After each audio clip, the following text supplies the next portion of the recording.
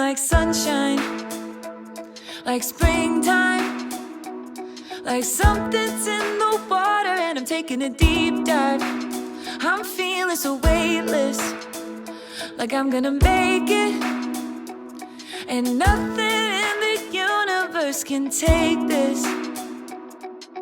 I can see it clearly now, nothing gonna bring me down. I got my head held high, I'm on my way, and I'm following the signs to my happy place.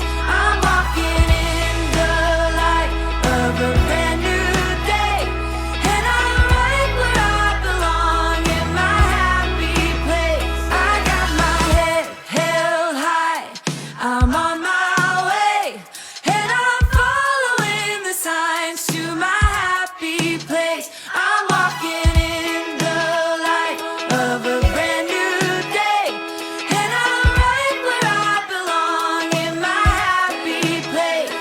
And I'm right where I belong in my happy place. And I'm right where I belong in my happy place.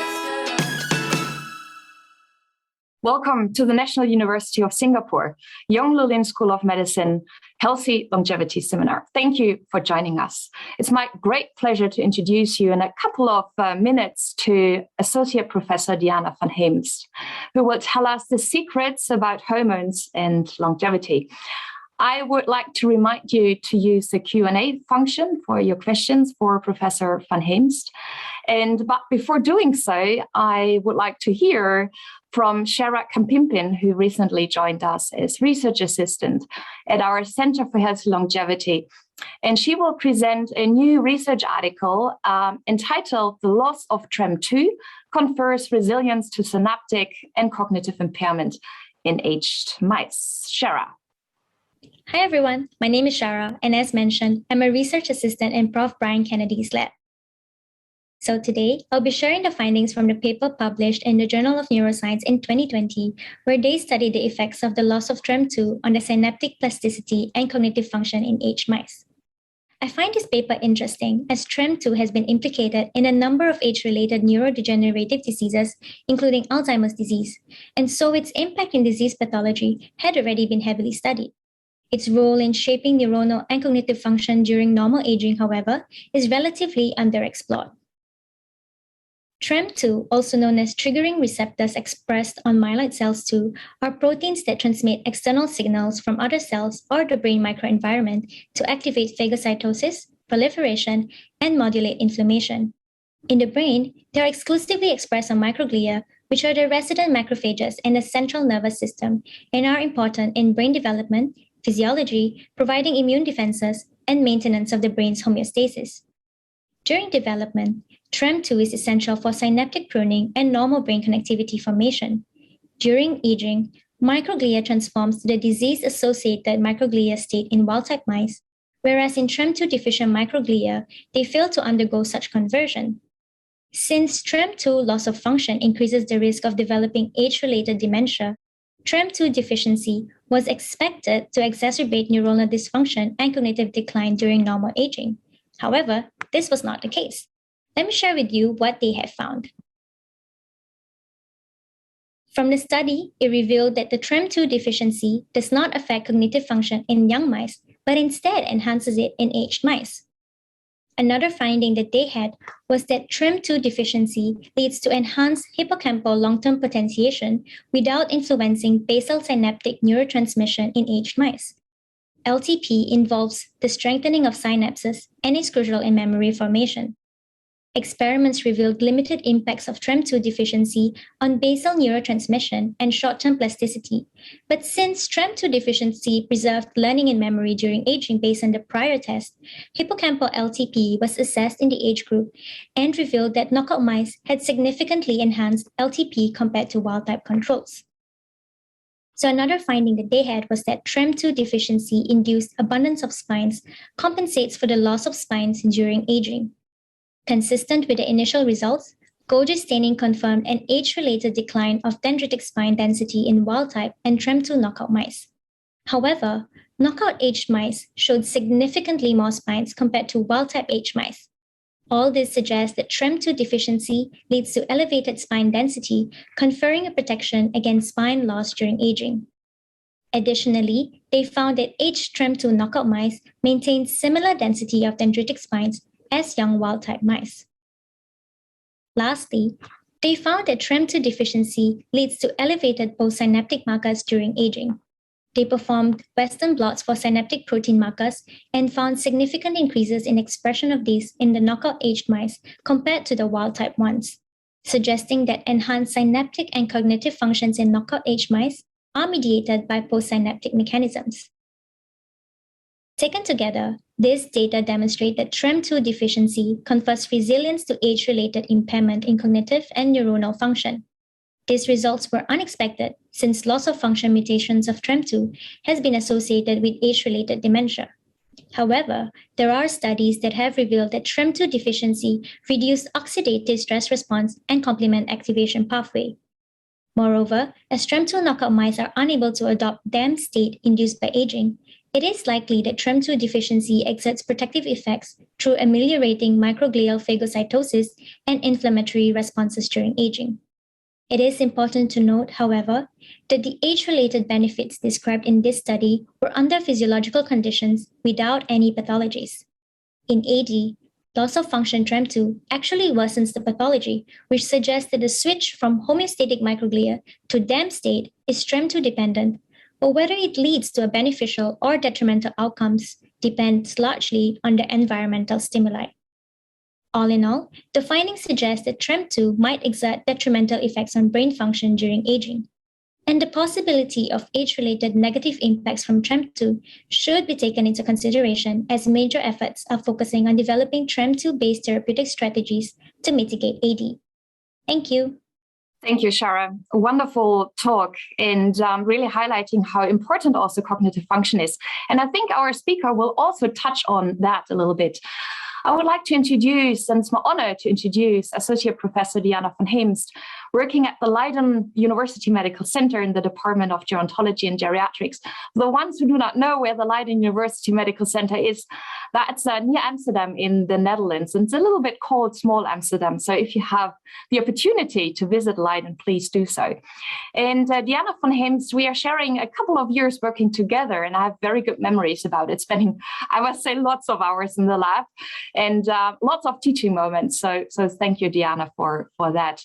And Diana van Heemst is, I would say, the key leading biologist really bringing the understanding of cellular phenotypes of longevity in animals to our species, the human being. And in the past, Diana really focused on endocrine factors and health, and especially familial longevity. So I'm very honored to hear what your results are of the Leiden longevity study. Diana, the floor is yours. Thank you for joining. Andrea, thank you very much for the invitation. It's a real honor to be here, and I do share the good memories that you just referred to of working together here in Leiden. And also thank you very much for your contribution to the Leiden longevity study. So I'm very happy to give a sort of update of what we have been doing these last 5 to 10 years on the neuroendocrine regulation of healthy longevity. And I will start sharing my screen. So there will be 3 topics that I will be discussing today, and the first will be to give you a little bit background on the rationale why hormones are important for healthy longevity and what the results were in a nutshell from the work in model organisms. And then indeed, as Andrea already mentioned, I'm very interested to see how much of that can be translated to humans and whether hormones and which hormones play a role in human longevity. And then I will end with some experiments that we did to change hormonal levels to investigate a bit in more depth one particular pathway that we found was different, which is the thyroid axis. So to move to the next slide. It all started actually at the end of the last century, which sounds like a really long time ago, with work in model organisms. And find one particular model organism that has been very instrumental to our understanding of healthy longevity has been experiments in the roundworm C. elegans. And this particular species lives in a decomposing material, and it actually follows a cycle where it develops via certain larval stages into an adult reproducing roundworm. However, when the situation is not favorable, so for example, when the food resources have been exhausted, or when the worm has multiplied too much and there's lots of crowding and accumulation of toxins in the nearby environment, then this roundworm has a kind of time-out mechanism, and it can transiently arrest in a so-called dower larvae, which is non-feeding, non-reproducing, non-growing, but very much resistant to all forms of stress. And in this way, the roundworm can actually prolong its lifespan, which is a cycle which under favorable conditions in the laboratory can be fulfilled in a couple of weeks. It can prolong its lifespan up to months. And basically, if you look in wild, many of the roundworms are actually in this dower stage. And then actually it was found, because for a long time we thought that that longevity was simply the result of wear and tear, and that it was beyond regulation. But again, in the roundworm, it was found that single mutations in single genes could actually prolong the lifespan of the roundworm. So if we start here with 100% survival, and this is the wild type roundworm, which would live here approximately 25 days, then it could be up to 40 days. And if mutations were combined, it could be up to 60 days, and even sixfold if different mutations were combined. And it turned out that these mutations were mapped in genes that normally in the regular life cycle of the roundworm played a role in this dower formation process. So these dower mutants were very much stress resistant, long-lived, but they completely stopped their growth and development. And it now looks as if certain features of this dower stage are expressed in these long-lived mutant worms, like for example, stress resistance. So that in itself was already exciting, that there were apparently regulatory mechanisms that could, prolong lifespan dramatically. But then it became more exciting even when these genes and mutations were sequenced, and it turned out that the genes that actually comprise this pathway of dower formation are actually part of a very conserved sickling cascade, which is also present in other invertebrate, but also in mammals, which is the insulin IGF-1 sickling cascade. And although this whole cascade has increased in complexity during evolution, let's say the core components are really comparable to the core components as we have them in mammals. And the next question, of course, was, if you make mutations in various components of the sickling pathway in the roundworm, this would result in healthy longevity. But what would happen if you would mutate those same genes, for example, in the fruit fly or in the mice? And again, the results were very convincing. And I think this is one of the most convincing pathways implicated in longevity, that also in the fruit fly and also in the mouse, mutations in these genes can confer longevity. And as I mentioned, the pathway has increased a bit in complexity. For example, and there are some differences between the invertebrate, like the roundworm and Drosophila, and mammals. For example, in the roundworm, there is not yet this distinction between insulin and IGF-1, but there's more various insulin-like peptides that are actually secreted by neurons. So in the roundworm, it's more like a neuropeptide. So the environment is perceived, and then via hormonal signal, the physiology is changed in an orchestrated way. And actually, also in mammals, there has been, let's say, this central control and this neuroendocrine components. Because in our case, for example, if you look at the production of IGF-1 by the liver, this is stimulated by growth hormone, which is produced in the pituitary gland in our brain. So here, it really seems that this neuroendocrine regulation of longevity might be conserved and is actually also present in mammals. Of course, there's still the question, which of these hormones has the greatest impact on longevity, and a lot of research has been done on growth hormone. But for example, if you take here these very long-lived small dwarf mice, the Heemst dwarf mice, they actually have a defect in the development of this structure in the brain, the anterior pituitary gland, and this results in a combined hormonal deficiency. So they are deficient not only for growth hormone, but also for thyroid stimulating hormone and prolactin. And yeah, these hormones, as you can see here, so here this is, let's say, the hypothalamus, which is a key region in the brain that really senses the environment, and also internal and external environment. This is the pituitary gland, and then actually via pituitary hormone secretion, you know, a lot of glands in the periphery are being activated to produce hormones, and all of those hormones play really important roles in growth, development, and reproduction. For example, growth hormone is important for growth, prolactin and the sex hormone are of course important for reproduction, thyroid hormone, cortisol are really important for play a key role in development, but also in stress response, energy metabolism. So one of the ways in which these hormones could be related to longevity, since they play roles in energy metabolism as well as in growth and reproduction, is that they may somehow affect the balance between how much of the energy we devote to growth and reproduction on the one hand, compared to maintenance and survival. So for example, in this Dauer worm, really most of the energy is put into maintenance and survival, while if the situation is favorable, the energy is put into growth and reproduction. And maybe this interplay between different hormones is doing exactly that and is affecting longevity via these different mechanisms. So the majority of the rest of my talk will be about, you know, well, what does that mean for us humans? Do hormones also play a role in longevity in humans? Well, to study that, we, Rudy Wessendorp and Eline Slagboom, already a long time ago in 2002, set up the so-called Leiden longevity study, where we were really interested in the genetic determinants of human longevity. And the elegance of this design is that people were not only included if they were long-lived themselves, but they also needed to have a long-lived brother or sister. So here, for example, is a family with 5 family members that are all long-lived. And then the idea would be, well, if there's genes, you know, that predispose these people for longevity, then their offspring have a 50% chance of inheriting those genes.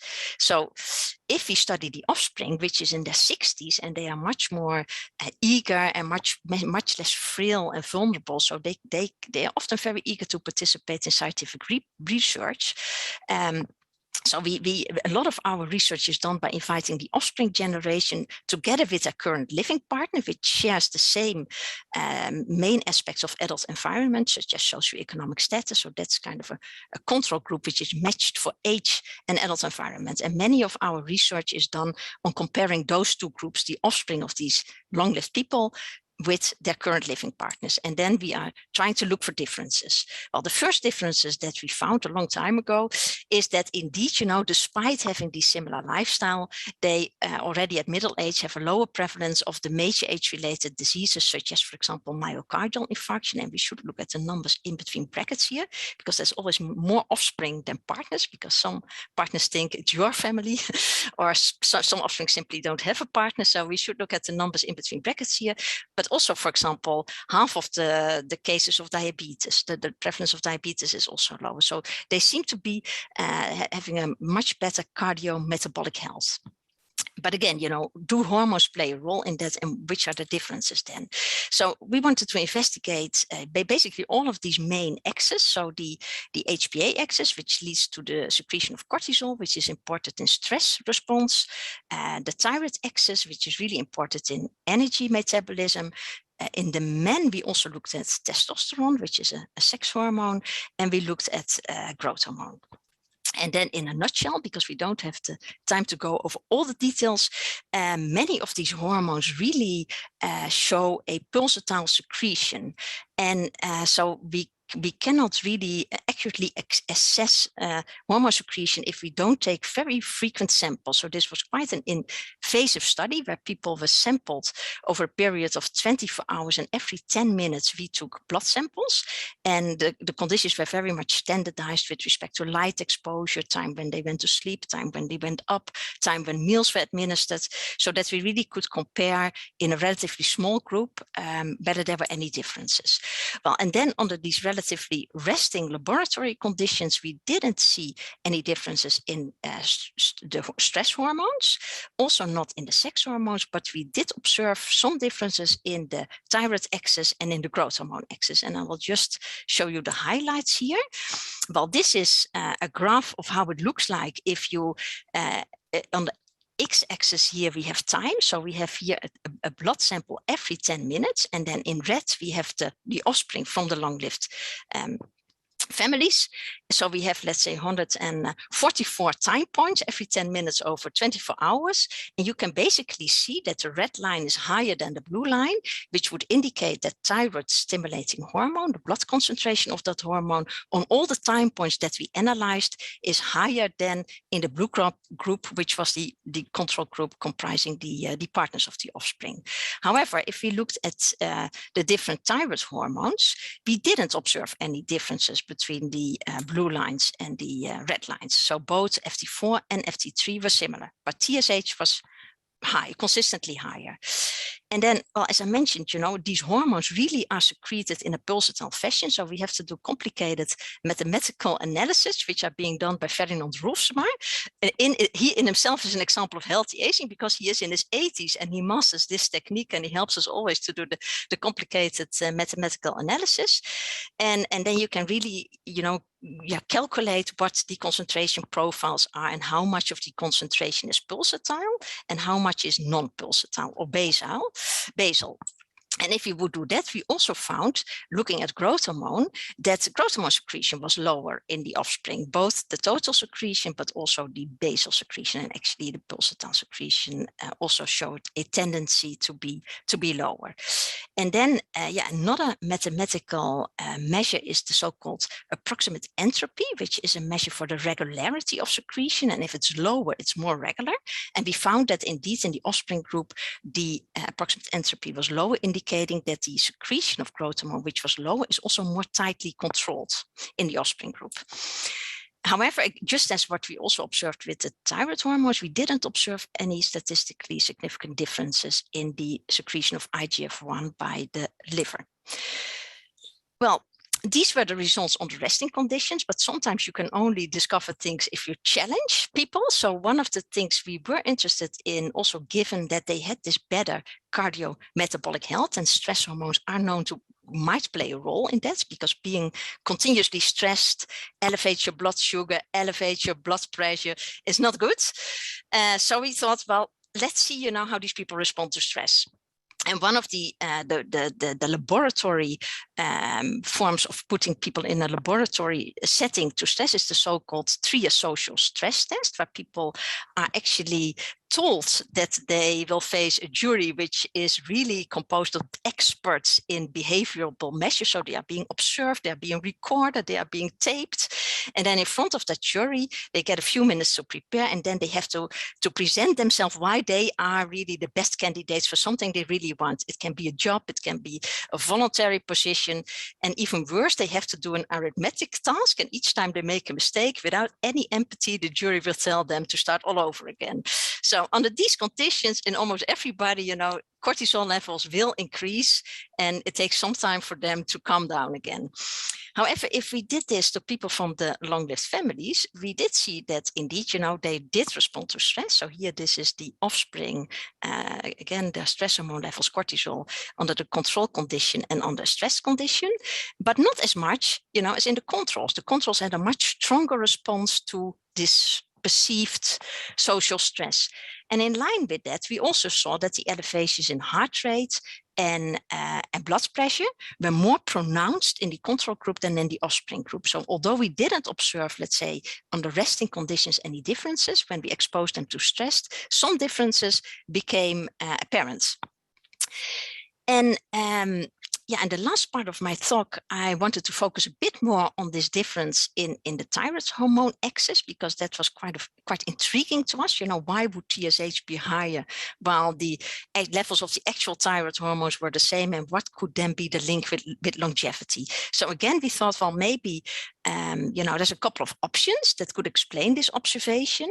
And one would be, well, maybe, you know, the levels of TSH are higher, but then the TSH which is present in the offspring is not as active as the TSH in the partner. So maybe the bioactivity is reduced. And that's something that we actually tested and which turned out not to be the case.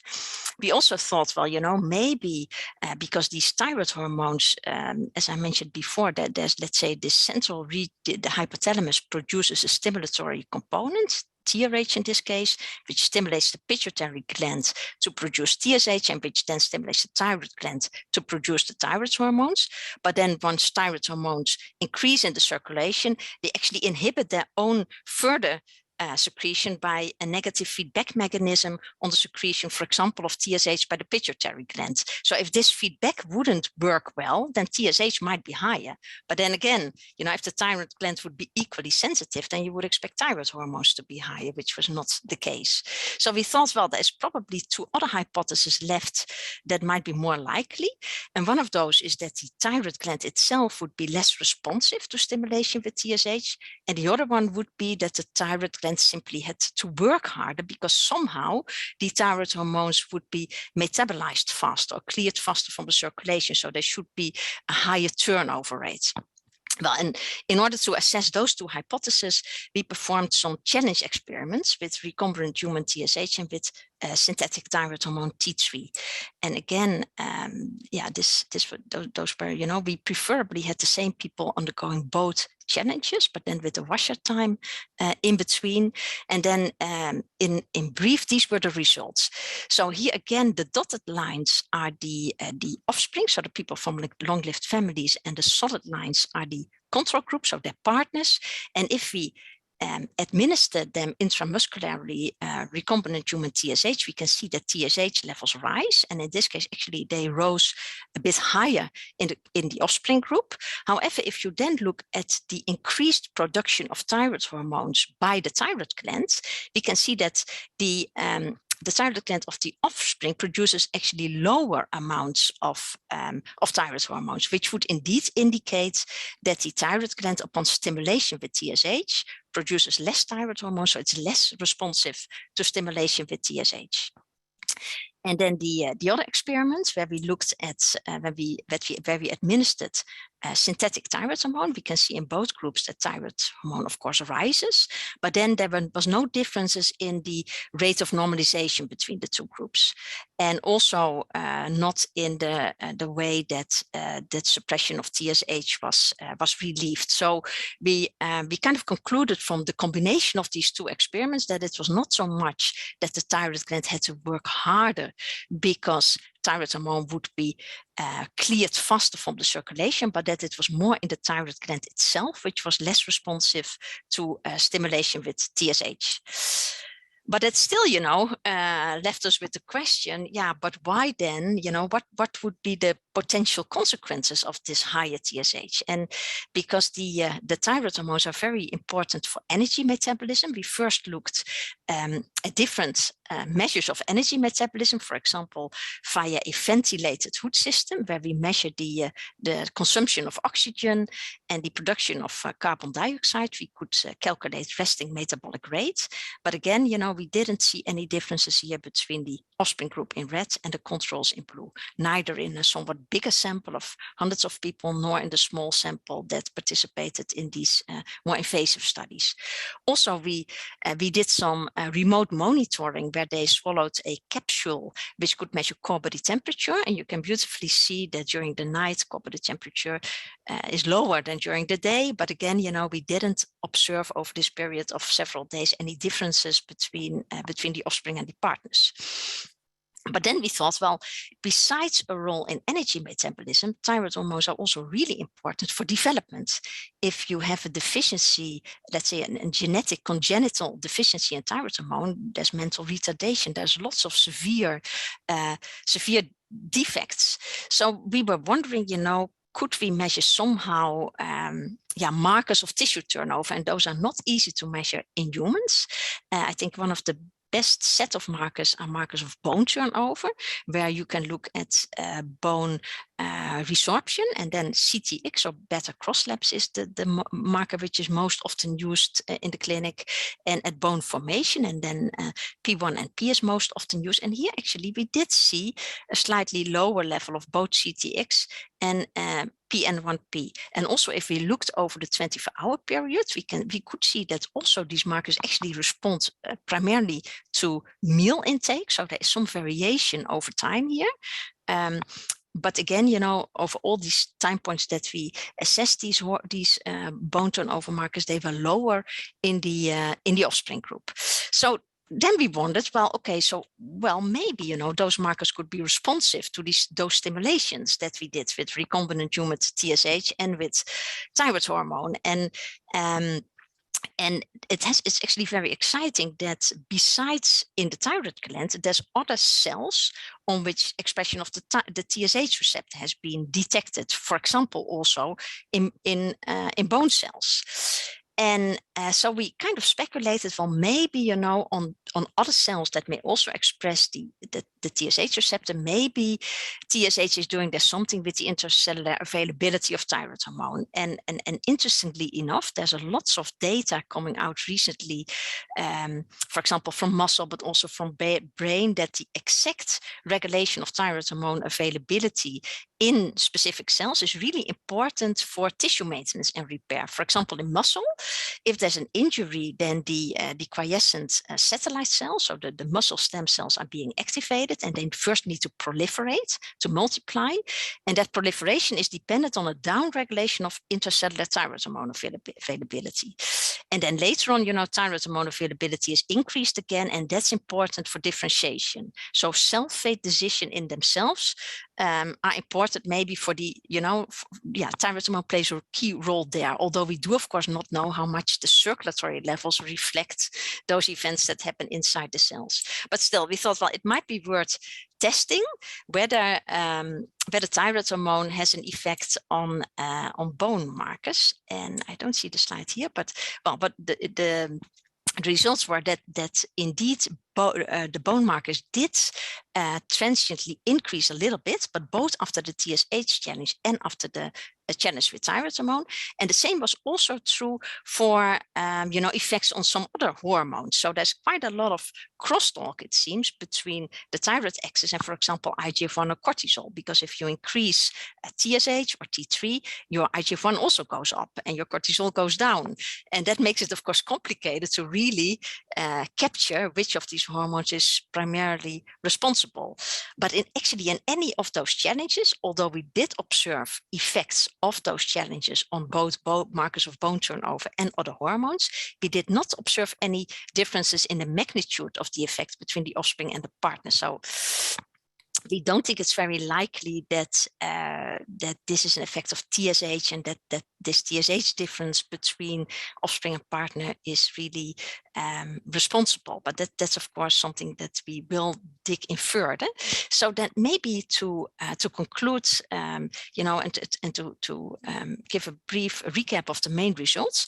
Well, we found that familial longevity is associated with a reduced secretion of growth hormone, which is really interesting because in long-lived mice, this whole signaling pathway of growth hormone, insulin, is also lower. So there's a nice similarity there.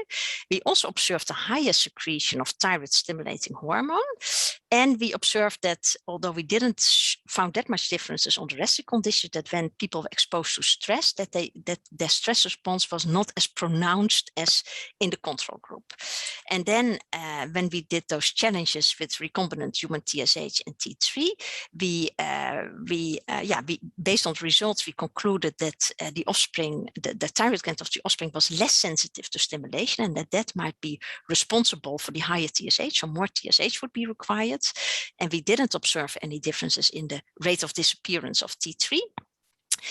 These challenges did have an effect both on measures of parameters of bone turnover and other hormones, but we didn't observe any differences between offspring and partners in the, in the magnitude of those effects. So we think we have added some answers to the puzzle, but again, as always in science, there's a lot of new questions that pop up because, what if growth hormone secretion is lower? What are the upstream mechanisms that regulate that, and are they the same as the mechanisms that give rise to this higher TSH? Or why is the thyroid gland less sensitive to stimulation with TSH? And we haven't yet fully captured what now are the physiological consequences of these different settings in several hormonal axes, and is it the interplay between all those different hormones, or is it really the growth hormone or the TSH in itself which has a certain physiological consequence, and how then would that relate to longevity? And if we observe any associations, are they really causal? So we are doing some additional studies using more advanced statistical techniques to assess causality. And also, we find this now in people from long-lived families, but of course we are much more, those are really a minority. And, the big question, of course, is for the population at large, are there any interventions that we can think of that could kind of result in a similar setting or could trigger one of these mechanisms, which is apparently inherited in these families, but is that also something that can be achieved via certain types of interventions? And those are all topics that we will continue to study in the next 5 to 10 years or more. So with that, I would really like to thank all the people who did the work, because this, of course, has been a huge collaborated effort in which, of course, Andrea has also participated during her stay in the Netherlands. But for the work that I specifically presented today, I would like to thank some of the PhD students who did this as part of their thesis. So that's Steffi Jansen, Abby Akintola, Anna Sucinik, Evie van der Spol, Nicolien van Vliet, among many of the others, of course, and of course all the study participants who always keep coming to participate in these sometimes quite invasive studies, which have helped us a lot to understand at least some of the secrets of longevity. So with that, I think I am in time to end my presentation. Thank you so much. Thank you so much, Diana. Oh my goodness, there are so many investigations you did with the participants. I thought that taking a couple of biopsy would be invasive, but you were very invasive. Although coming back to that remark, we always thought people actually thanked us, for participating. And the thing they found, we always worried, all these blood samples that we take, it's a lot, but they found it much more difficult, for example, to do the cognitive testing. That was for them in itself more stressful than undergoing blood sampling. And the PhD students are really nice and they're good hostesses, and it's sometimes difficult than I had imagined, because I reasoned like you, this is really invasive, and what are we asking? But Yeah, maybe participants already know if the cognitive test is not going so well, that there's already a reflection, and taking a blood sample, you don't know what's going to happen. But that's, of course, not what we should discuss. How special are the participants of the Leiden longevity study? You already said it's a minority. To just bring it into context, how many of the very special individuals are in the Netherlands or in the world? Yeah, no, that's an excellent question, Andrea. Yeah, no, it's really a minority. So when we just started, and it was a little bit before I started in Leiden. So what was done is that the municipalities were approached to ask for, whether there were inhabitants that would fulfill the age criteria, which was 89 years for men and 91 years for women. And they also were asked, about the dates of birth of their brothers and sisters and parents. And then via a computer algorithm, people were linked on having the same parents. So that's how we identified basically that there should be at least 2 in a family still being alive. And so, from all of the Netherlands, I think the participation rate of all the people identified was about 67%. So about 2/3 of them participated, and we ended up with 421 families. So that's kind of indicative of how rare it is, to search all the municipalities in the Netherlands, so the complete population, to only end up with a couple of hundreds of these families. And so there were about 990 siblings still alive, from which which we have blood samples, but not so much more data than that. And then, of course, the majority of the information is derived from the offspring and their partners. Yeah. And of course, just the audience, if you have any questions, please use the Q&A button and ask your question. My first question is, it's quite, I think, I would say striking that you don't find any differences in the sex hormones. Can you explain why you couldn't find anything? Because I think there is such a hype also in our field to give testosterone, etc., and to give estrogen. Yeah, well, I think, so that is why, I think, the Leiden longevity study has a lot of advantages, but I guess, a disadvantage is that, especially for the type of studies that we did, there's a very strong selection on healthy participants. So while the offspring is, of course, really healthy, their partners that participate in these type of very invasive studies are also really healthy. And I think, there's a lot of data that indicate that testosterone levels do not decline so much with age per se, but it's really dependent on cardiometabolic health and the health of the men. And it's maybe more a marker of health than a marker of age per se. And and our participants were really healthy. So I guess, that might be one of the reasons, because, as you mentioned, we also wondered, why don't we see anything? But it might be that people are simply, it's a relatively small group. So there's always, of course, again, the possibility that you may miss something because of power issues. But the other possibility is, that a lot of the effects that are actually there are diluted or maybe even absent or camouflaged because of, by definition, people participating in trials are healthy, but these type of rather invasive studies, people are even, extremely healthy often. Yeah. But you found it in growth hormone and TSH. How is it possible that these individuals can regulate, for example, growth hormone even more tighter? So how do you do that? How do they do it? Because I think we also saw it in glucose, that it's a lower glucose level and the variation is lower. So what is the secret behind it? To be honest, we don't really know yet. We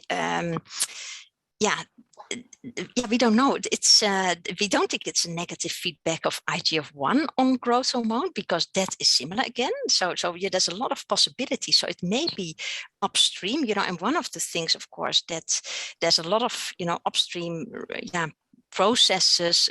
There can also be a kind of wiring of the brain that is kind of different, and the same as, for example, with the differences in the sensitivity of the thyroid glands.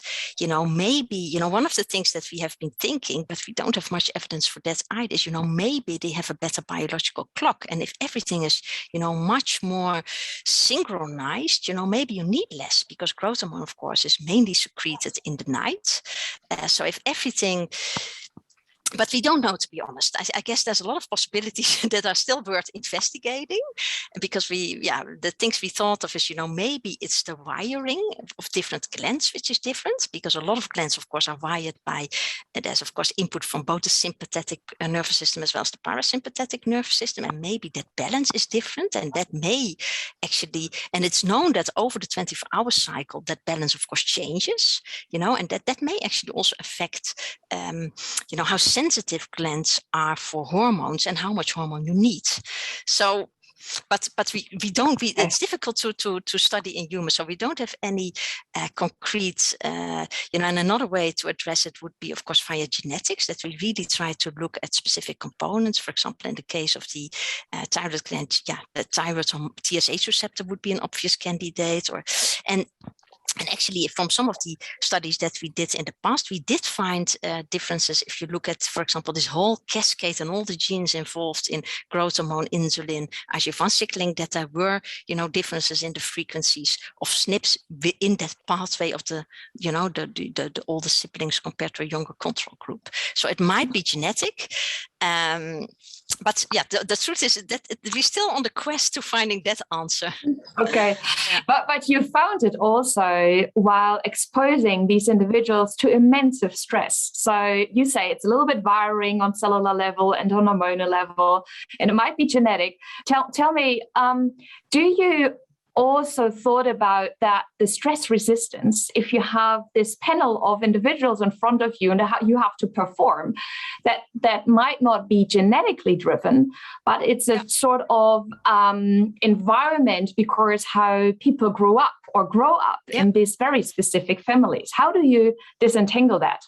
Yeah, no, that's of course a very a very good point that you raise. And I think, you know, in general, longevity and stress resistance, they are probably very strongly linked, and that can be, you know, resistance to physical stress or toxins, but also to psychological stress and how you behave. And I guess, you know, an important aspect of longevity is this whole hormesis principle, that what doesn't kill you makes you stronger. So being exposed actually and being encouraged to you know, to not be afraid to do certain things, it will build your resilience, just as, you know, building a muscle happens only if you train it. So you're completely right. Suppose that they are derived from families where, you know, the parents did expose their kids more to mild forms of stress, which help their confidence grow, you know, that could have an impact in them being able to handle stress later on in life, also in a much better way. While people who would grow up really protective and not be exposed so much, you know, they could be overwhelmed and panicking. And so there might be some truth in that. And of course, that is really difficult to disentangle. That has to do probably also with how people perceive stress, and there's questionnaires for that. So that's indeed a very interesting one, because there's this objective measure of cortisol, but you can also look at perceived stress. And indeed, you know, that was also somewhat lower in the offspring group. And whether that comes from, you know, their childhood, their environment, I guess it's difficult to disentangle, because it's also true that, you know, a lot of how we are is determined already early in life by, you know, it's a sum of all of our experience and what we do with that. And people always think of stress. Sorry. Are you then saying that if you are an offspring, so I think most of the participants listening today are all the normal population, so a little bit like the partners of these offspring. Yeah. So do you foresee that you're going to do a trial and expose them to stress, and that's to see if their cortisol level is going to mimic the offspring ones? No, that's not in the straight planning, but you know, but it is probably interesting to because we now always look, you know, cross-sectionally, so we always compare, you know, one group with another, and we don't know, indeed, just as what you mentioned, you know, were they always like that, or have they adapted based on their previous life experiences? So it would really be great, you know, if you could follow people, let's say, from the cradle to the grave, in a sense, and really have these we now did repeated measures over 24 hours, which is nothing, but you would ideally, of course, want to study people, you know, in their childhood, during the adolescence, you know, there's all these windows of change and vulnerability when they grow up and are adults, and then over the various phases of aging, and then see, you know, was this growth hormone always low, or did it somehow occur at certain stages of the life cycle as an adaptation to certain exposures, yes or no? And I guess, the real answer to your first question, indeed, you know, how to disentangle that would probably be to do these really long-term experiments, also involve different generations of this study. So to maybe, you know, also look at the children of the children of the children to see if there's already some differences there available. Yeah. Because sorry, I think we have to go to the audience and maybe ask Shamila Kumar, who's also a research assistant at our Center for Health and Longevity at NUS. Shamila, are there questions? Tell us. Thank you, Professor Andrea, and thank you, Professor Diana, for your wonderful presentation. There's overwhelming response from the audience. I'm trying to summarize all the questions to present to you as much as I can during the short time.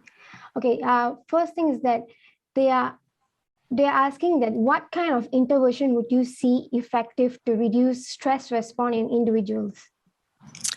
But I think it's a very nice question, and of course the proof of the pudding will indeed be in the eating. But I kind of strongly believe that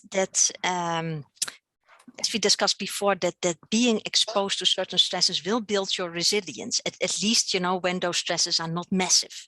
So there's this idea that that if you expose yourself a little bit to a certain stress in a way that you can manage, then your resilience will be boosted and you will kind of activate your natural buffering capacity and reserve capacity to deal with that.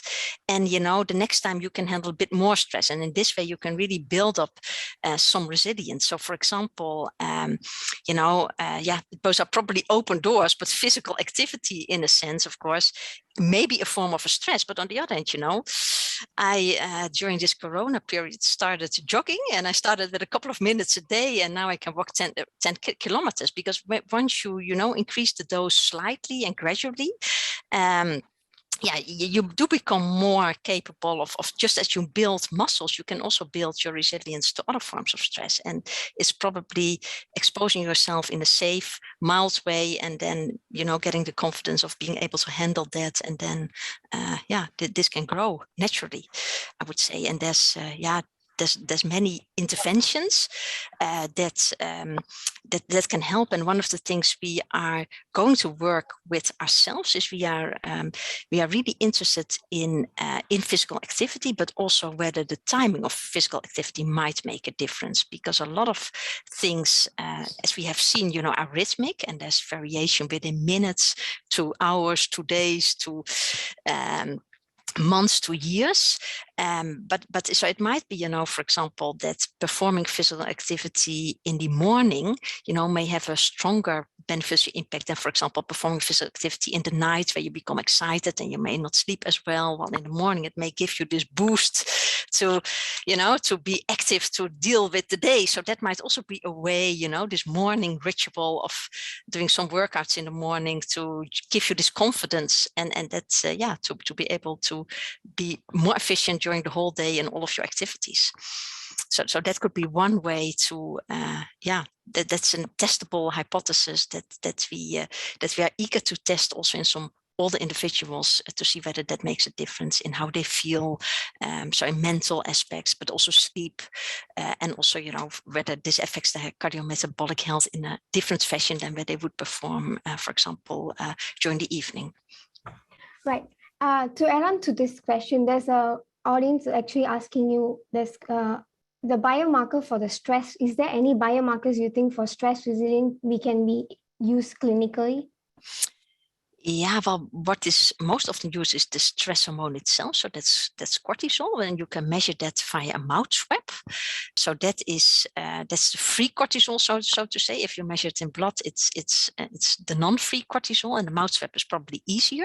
So that's often used, and of course, the results of stress, and that's called allostatic loads, they can be multiple, because if you're continuously exposed to too much stress, your blood glucose will go up.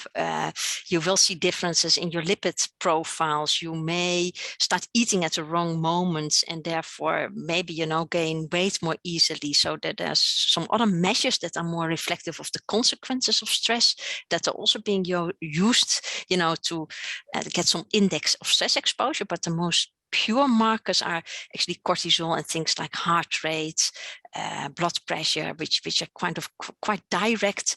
It's easy to measure. For example, in the stress experiments that we did, we just had a normal blood pressure measurement. You don't need really complicated equipment for that. So those are things that are already being measured in a clinical setting, and that could be indicative of how people feel. But indeed also questionnaires like perceived stress skills, because sometimes between how you feel and how your cortisol levels are, there can still be a difference. Yeah.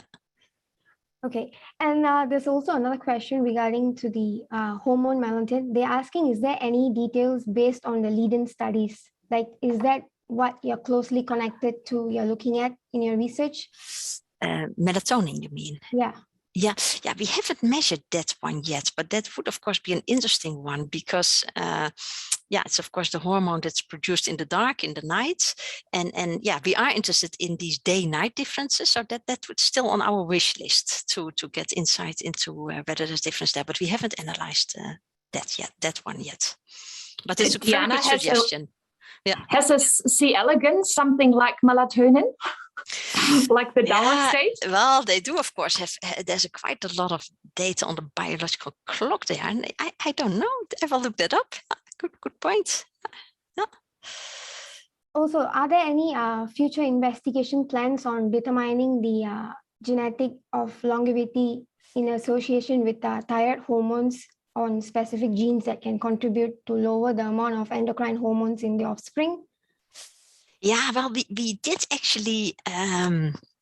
So there's a lot of a lot of money actually has been devoted to so-called GWAS studies, so genome-wide association studies in many cohorts worldwide. So we have a lot of genetic information, and so based on those genetic studies, for example, you can look at what are the genetic determinants, for example, circulating TSH levels within the normal range, because there's, for example, in the case of thyroid hormone, you can of course have TSH levels which are way off, and if they are really too high, people have hypothyroidism. If they are too low, they have hyperthyroidism, in combination, of course, with the changes in thyroid hormone. But it can also be subclinical, that the TSH is higher than the normal range, but thyroid hormones are still normal.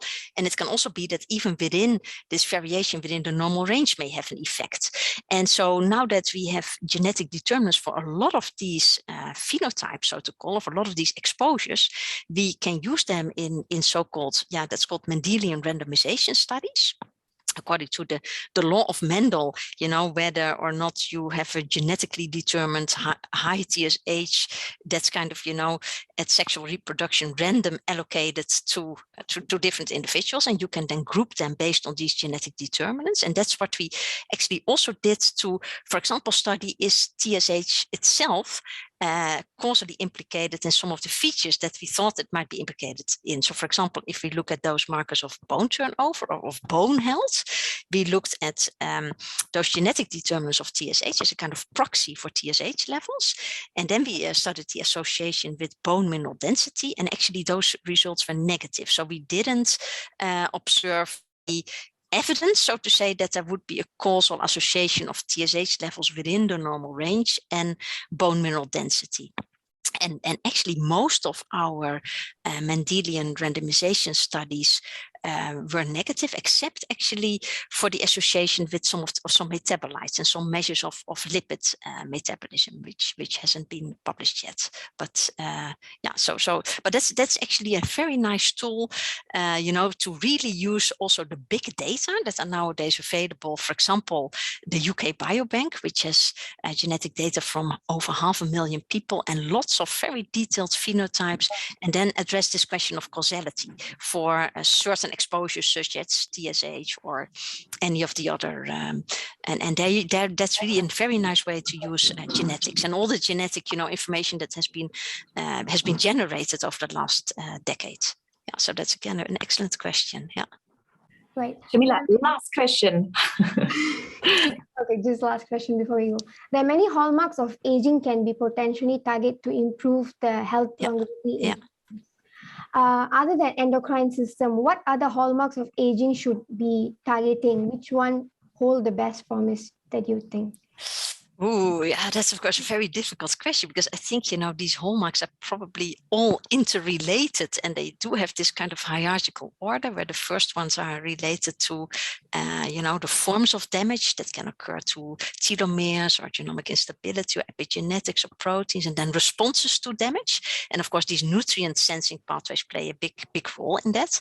And then the ultimate consequences are changes in intercellular communication, of which hormonal axes are part of that. And in the end, this will drive also stem cell exhaustion, so that there's this deficit in our capacity for regeneration. So it's really difficult to take out one of them, because I think they really are interconnected. And I think, one thing I do think is that is set of singling out one particular one. Indeed, if we could find interventions which somehow, slow down the pace at which these hallmarks unfold, and one may trigger the other, that may actually have the best promise. So something, that kind of triggers that taps into our own reserve capacity, that boosts our own reserve capacity for maintenance and repair. Because if the damage is somehow, if we are exposed to less damage, and if we boost our repair, then probably the cascade of dominoes starts falling a bit later. But I guess all of them are really worthwhile studying and hold great promises, I guess. But yeah. Thank you so much, Diana. I really learned that you should mimic a dour state of C. elegans. So that's very important, and be stress resistant. And thank you so much for this wonderful presentation. And thank you, Shamila, for really offering so many questions and for the participation. I would like to remind you to use, to give us feedback, and to use the panelists and all attendees function. And there is a very important announcement on the 16th of September this year. So next Thursday, there will be a presentation by Professor David Sinclair, and Professor Brian Kennedy will lead that. And they say they will have a fireside chat. So I think it will be very warm in the room and lots of discussion. So I would like to thank you for participating today in this webinar. And I would like to close the webinar with a short message of a dear colleague of ours, that's Professor Nia Basilai, telling a story of an old man walking into a life insurance office. So keep watching. Thank you. Take care. So let me transfer you immediately to my world with this beautiful New York story. It's about a 100-year-old guy that walks into a life insurance office and wants life insurance. And the clerk looks at him and says, "You're crazy? We're not giving life insurance to 100 years old." And he said, "Well, that's not true. My mother is insured here." And he said, "How old is your mother?" He said, "She's 120. "And is she okay?" He said, "Yeah, she's fine." So clever clerks, he goes to the boss, and there's a lot of promotion here. And they come back to the elderly gentleman and they say, "You know what, we'll be happy to give you life insurance. In fact, why don't you come on Tuesday? We'll have all the papers ready and you'll be on your way." And the elderly gentleman says, "I'm sorry, but I'm busy on Tuesday." And they look at him and said, "Old man, what do you have on Tuesday?" He says, "Well, on Tuesday, my grandfather is getting married." "How old is your grandfather?" He said, "He's 150. He's 150 and he wants to get married?" He said he doesn't want to, but his parents puts lots of pressure. I'm feeling like sunshine, like springtime, like something's in the water and I'm taking a deep dive. I'm feeling so weightless, like I'm gonna make it, and nothing in the universe can take this. I can see it clearly now, nothing gonna bring me down.